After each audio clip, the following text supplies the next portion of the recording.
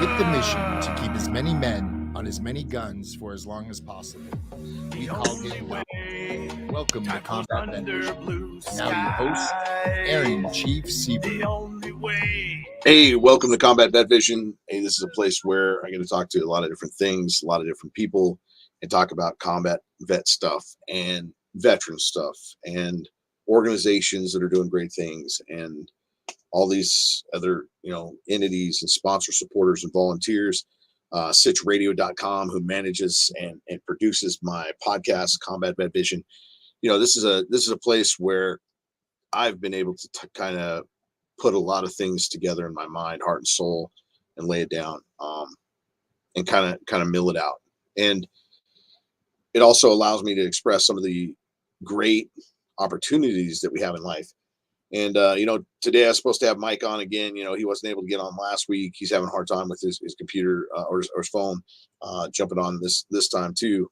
And, I just want to say, it's great when we're able to have our guests, but technology sometimes gets the best of us. And,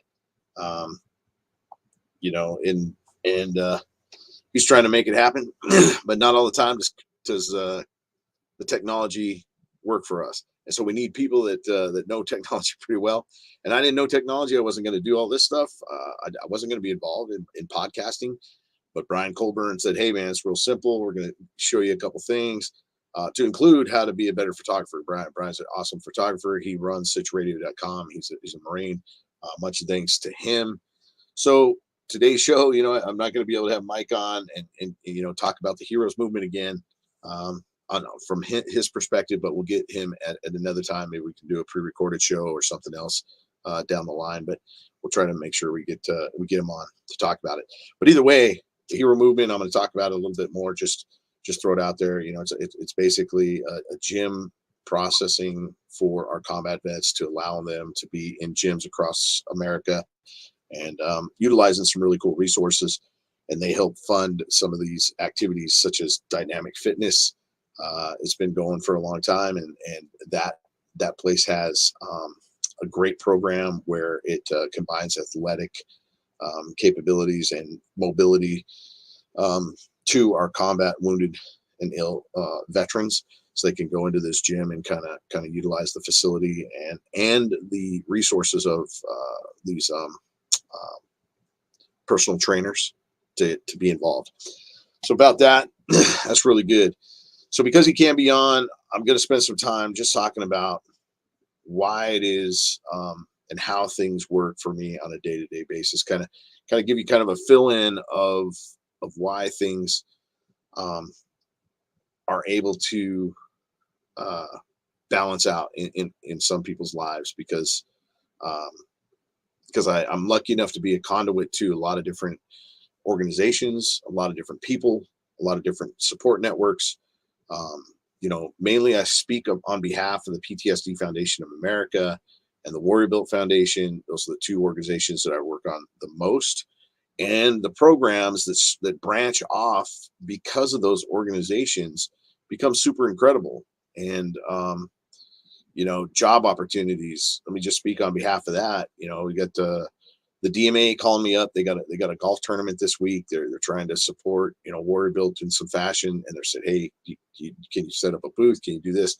And just give you an idea. Wyandotte is, ran by combat vets for combat vets. It's the PTSD Foundation of America. Combat vets are available for combat vets as a peer-to-peer mentorship. So these dynamics are really important to me, because when you need something, when things pop up, they're able to accomplish that. And getting back to the DMA, Distribution Management Association of California, it basically covers all the logistics that's going on in California. And so logistical companies and major companies can join the DMA, which is a foundation designed to help provide scholarships to some students that are part of the DMA. and it also funds Wyandotte with some support. So they're putting together a golf tournament, and so trying to manage that is an important piece. The PTSD Foundation of America, biggest sponsor, Gray Star. They also asked for us to put together a golf tournament, and they've been putting together a great golf tournament for years, and I'll be attending that in July. But what's really cool about all these different entities, sponsors, supporters, volunteers, and just talking to people about veteran support and what that means. And some people don't even claim it, and I get it, as much as veterans have a hard time hearing thank you for your service, there are other guys that have a hard time saying I help veterans, because they don't want to brag about it. They don't want to bring about that. And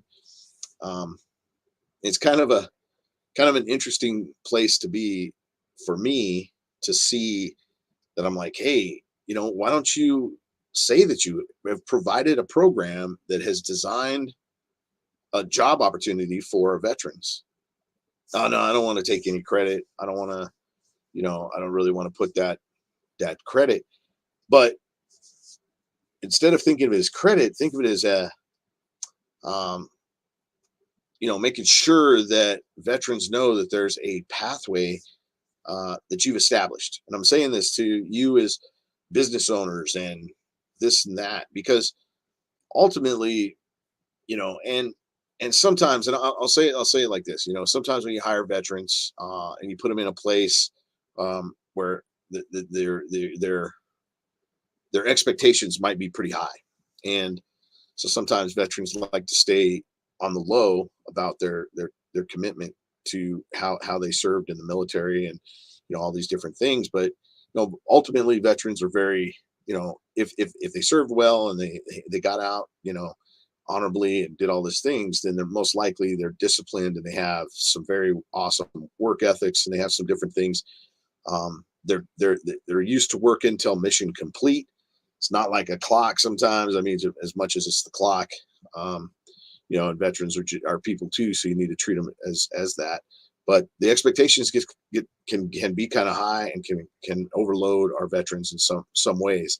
So it makes us feel like, oh shoot, I got to live up to this thing because they know I'm a veteran, and now it becomes this kind of thing. So on that one dynamic, it can be kind of like that. And people don't understand PTSD, or they may not understand the physical injuries, or being blown up like myself. My physical limitations, I try not to let that affect my life, but every day it affects my life. Every step I take is painful. Every move I make has to be calculated, because I got a hernia I got to push in. I got neuro issues. I got the shrapnel to my lower ankle that just kicks my ass all the time. So when I go to the gym, I have to be careful, and I have to move a certain way, and I can't work out like I would like to. And it usually sets me back sometimes if I do some things. So I have to be very careful about that. And I think a lot of veterans worry about that as well when they go back into the workforce, how their bodies, how their minds are going to affect them. But ultimately, there's been a lot of post-traumatic growth to those that have been in groups, and getting therapy, and maybe learning how to better deal with situations as they arise. And just no matter what situation arises, they're going to be able to handle it in some aspect, and triggers and all the effects of that whole deal. And if we are triggered, how do we handle that, and how do we look? And hopefully we've had enough training and understanding within ourselves to allow those triggers to come, and face them in a more positive way than the negative way. But I want to say there's so much help and support out there through all these organizations that I can't keep up in my own mind on how to help somebody sometimes, because it may take me a couple of days to kind of mill it out. I've talked about this. It's like, hey, do you have a lawyer? Do you have somebody that can help with this? Can we get discounts on these things? And so, veterans are really good and savvy about finding that, asking for that military discount and those things. But sometimes being part of an organization like Warrior Built or the PTSD Foundation, those benefits even come even better, because there's other entities that have been associated with that, and will give that veteran the opportunity to take advantage of a really cool job experience or a pathway to a better place for themselves. And there's so many amazing things that happen because of that. And yeah, I spent a lot of my time just milling those pieces out, and we'll get into some of those details in a minute. Let's take a quick break, and we'll go with the PSA from the VA, and we'll come back. Thanks. Hi, I'm Mike Richmond of the U.S. Department of Veterans Affairs with this message for veterans. Did you serve in the military? Veterans deserve world-class health care. You can help by joining the Million Veteran Program. MVP is VA's national voluntary research program to better understand how genes affect health. With over 900,000 veteran participants, MVP is one of the largest research programs in the world, with breakthroughs in PTSD, depression, heart disease, cancer, and more. With your help, the program can make more discoveries in areas that matter most to veterans. Go to mvp.va.gov to sign up, or call 866-441-6075 to schedule an appointment at a participating VA. You don't have to receive your care at VA to join. I'm Mike Richmond.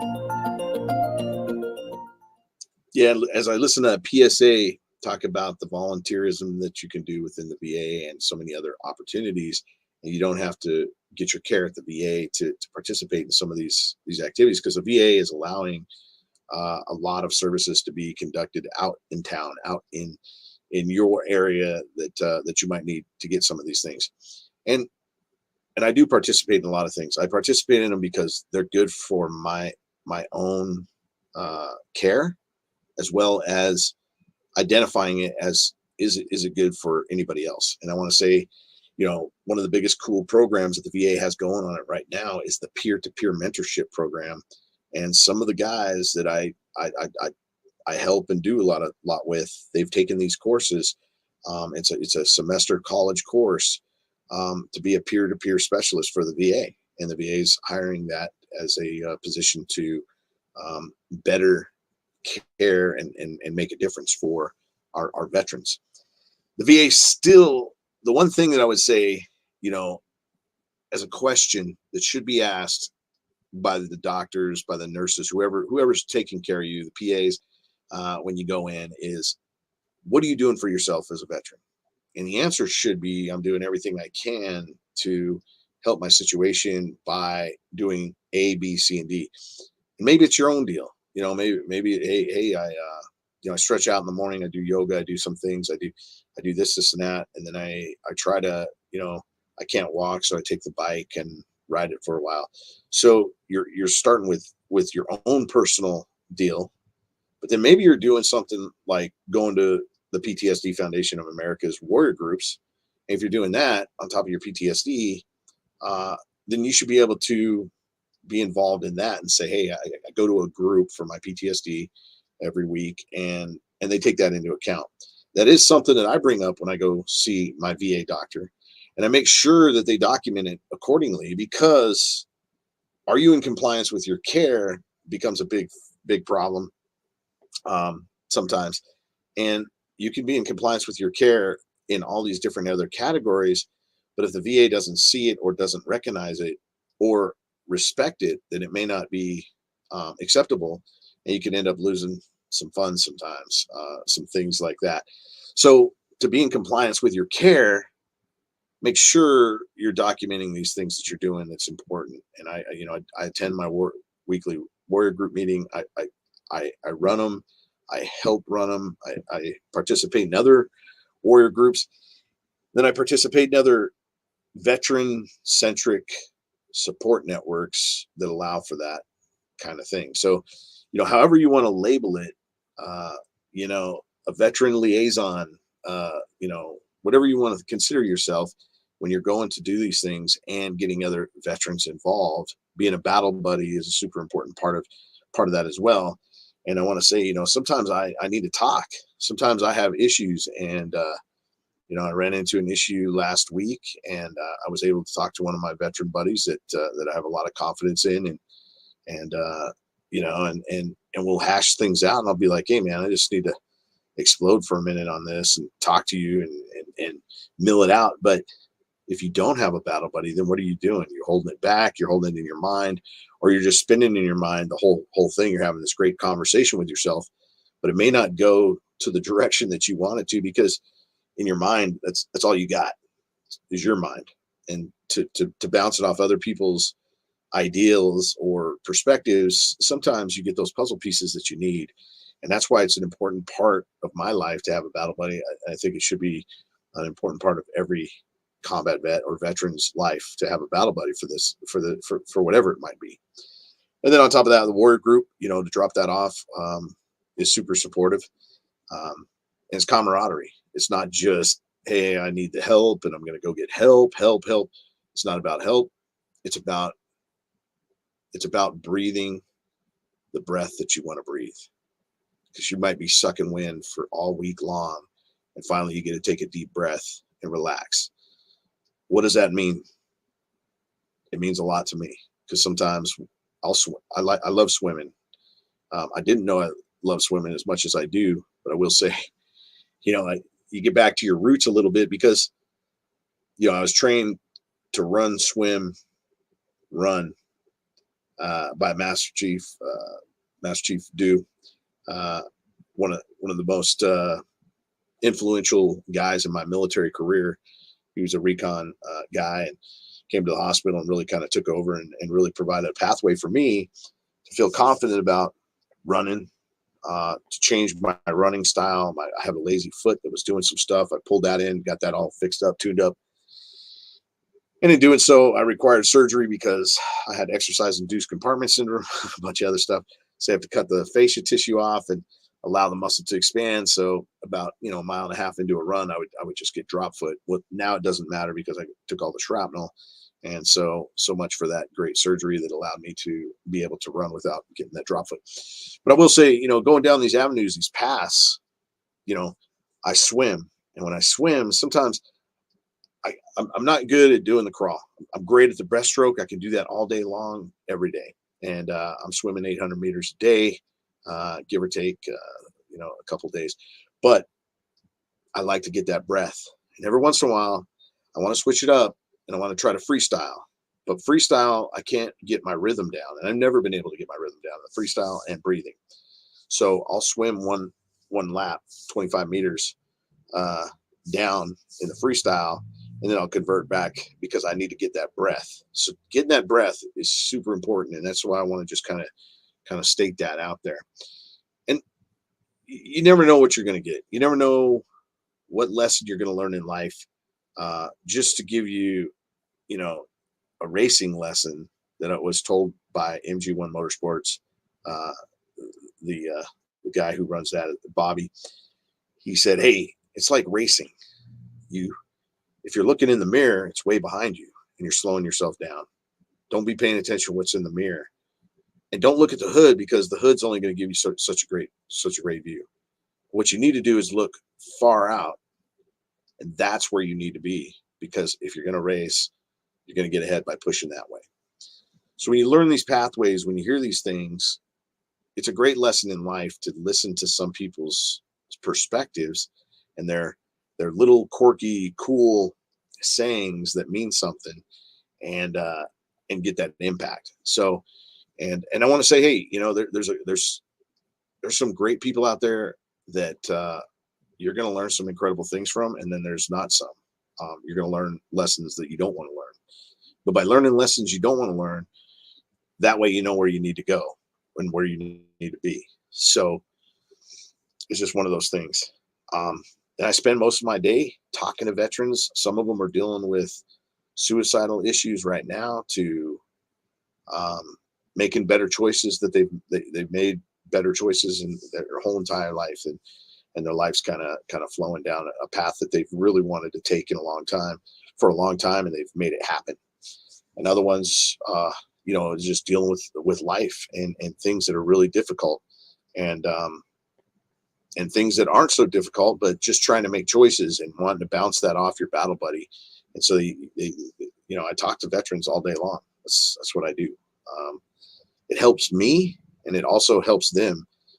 But I also live my life in between, I try to be as functional as possible. I try to make it to the gym, like I said, every day, or I stretch or I do something every day now. I got to make it a point to make that my pathway. Trying to curve my eating pathways and different things like that, and utilizing help for that, because I can't just do it by myself. But all these sponsors, supporters, volunteers, all these great organizations, great business owners that want to establish a program for our veterans without really saying that they're establishing a program. That's the cool part.